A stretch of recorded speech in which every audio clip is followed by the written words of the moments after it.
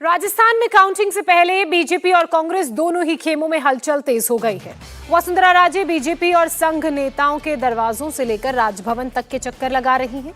इसके साथ ही वसुंधरा राजे बागियों को मनाने में भी जुट गई हैं, क्योंकि इस बार इन बागियों को राजस्थान में किंग मेकर माना जा रहा है। वहीं सीएम गहलोत अपने नेताओं की बाड़ेबंदी की तैयारी में है।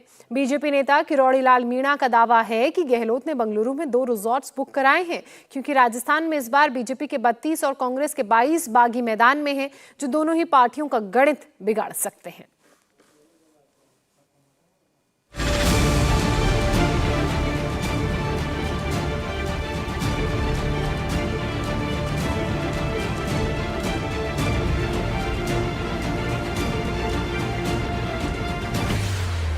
नतीजे से पहले राजस्थान में सीएम की रेस तेज। राजस्थान का मुख्यमंत्री वही होगा जो हमारी सेंट्रल लीडरशिप तय करेगी, यानी प्रधानमंत्री जी तय करेंगे। कोई हो वही राजस्थान का चेहरा होगा। बीजेपी जीती तो कौन बनेगा मुख्यमंत्री? प्रधानमंत्री मोदी जी और हमारा पार्लियामेंट्री बोर्ड डिसाइड करता है, भाजपा की लीडरशिप हम डिसाइड करती है और समय आने पर निर्णय होते हैं। क्या महारानी के सिर सजेगा ताज या नया चेहरा चलाएगा सरकार? दुनिया के सबसे लोकप्रिय नेता का चेहरा है, प्रधानमंत्री जी का चेहरा है। उस चेहरे से जो चेहरा निकल कर आएगा, जिसके सर पर ताज होगा, उसके साथ मजबूती से खड़े मिलेंगे।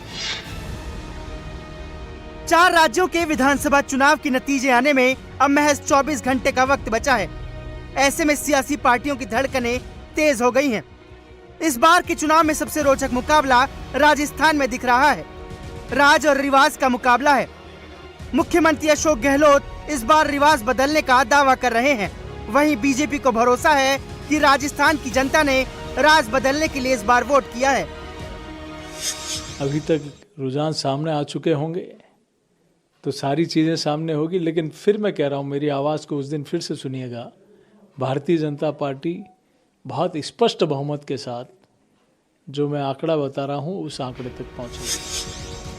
लेकिन इस बार सवाल ये भी है कि अगर बीजेपी की सरकार बनती है तो मुख्यमंत्री कौन होगा, क्योंकि बीजेपी इस बार राजस्थान में बिना सीएम फेस के मैदान में उतरी है, यानी मैदान सभी के लिए खुला हुआ है।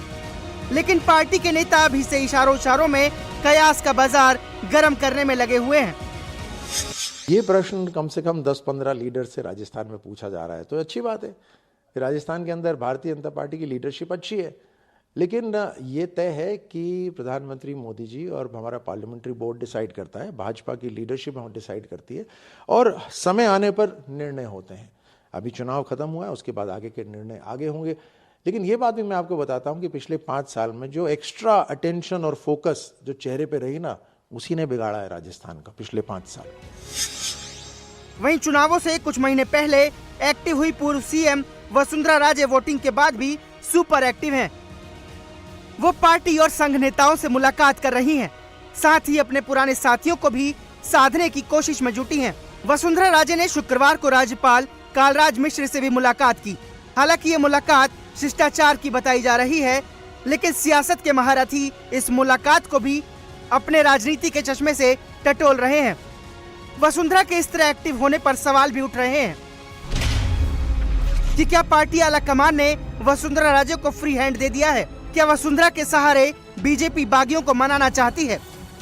क्या एक बार फिर राजस्थान में वसुंधरा ही बीजेपी का चेहरा होंगी? नतीजों से पहले आई एग्जिट पोल में इस बार भी निर्दलियों की भूमिका अहम होगी। राजस्थान की 5 दर्जन सीटों पर बागियों ने अपनी पार्टी उम्मीदवारों की हालत खराब कर रखी थी। बीजेपी के 32 बागी नेता और कांग्रेस के 22 बागी नेता इस बार मैदान में थे, जिनमें से कई के जीतने की उम्मीद भी है। ऐसे में पूर्व मुख्यमंत्री वसुंधरा राजे का गेम प्लान इन निर्दलियों को लेकर ही है। इसकी पहली झलक तब देखने को मिली जब वसुंधरा राजे ने सांचौर से पूर्व विधायक जीवाराम चौधरी को फोन कर जन्मदिन की बधाई दी। Good morning ma'am. Thank you very much ma'am, thank you. कैसे हैं आप?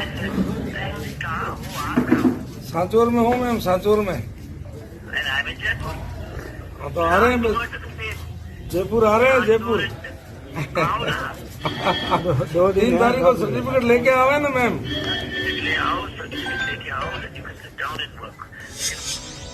सवाल है कि क्या वसुंधरा राजे के सहारे बागियों की वापसी की राह बन रही है, क्योंकि इसकी झलक चुनाव प्रचार के दौरान भी दिख रही थी।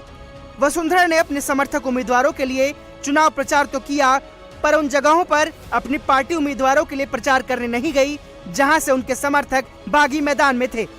वसुंधरा के समर्थकों की बात करें तो कैलाश मेघवाल कई बार मंत्री और सांसद रह चुके हैं।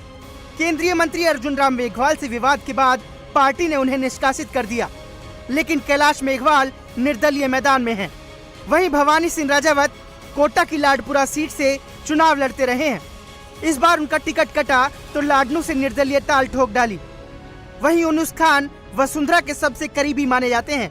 उन्हें डिडवाना से इस बार टिकट नहीं मिला तो बागियों की लिस्ट में शामिल हो गए। अनीता सिंह नागर भी वसुंधरा की करीबी हैं। पार्टी का टिकट नहीं मिलने पर वो भी निर्दलीय मैदान में हैं। वहीं चित्तौड़गढ़ सीट से मौजूदा विधायक चंद्रपाल सिंह भी टिकट न मिलने पर निर्दलीय ही किस्मत आजमा रहे हैं। ऐसे कई और चेहरे हैं जो इस बार निर्दलीय चुनाव लड़े हैं और उनके जीतने की भी संभावना ज्यादा है। यानी अगर वसुंधरा जीते हुए बागियों को मना लेती हैं तो निश्चित ही उनका पलड़ा भारी होगा। इस बीच बीजेपी सांसद किरोड़ी लाल मीणा ने दावा किया है कि मुख्यमंत्री अशोक गहलोत ने बेंगलुरु में 2 रिसोर्ट बुक किए हैं जहां विधायकों की बाड़ेबंदी की जाएगी। गहलोत साहब की जरूर तैयारियां हैं। उन्होंने बेंगलोर में 2 बड़े रिसोर्ट बुक कर लिए और सबको बाड़े में ले जाके बंद करेंगे और 3 तारीख को वैसे ही छोड़ देंगे जैसे पिंजरे में से बंदरों को छोड़ा जाता है। वो सब वहाँ जाके हार जाएंगे। तो मतलब आपको लग रहा है कि बाड़ेबंदी की तैयारी कांग्रेस की ओर से की जा बाड़ेबंदी की तैयारी कांग्रेस से की जा रही है। मैं बड़े ऐसे आश्वस्त विश्वस्त सूत्रों से कह रहा हूँ आपको। और सब जो उनकी नज़र में जीतने वाले हैं, जो जीत नहीं रहे, उनको इकट्ठा कर रहे हैं, क्योंकि इसकी बाड़ेबंदी की राजनीति 5 साल तक गहलोत साहब ने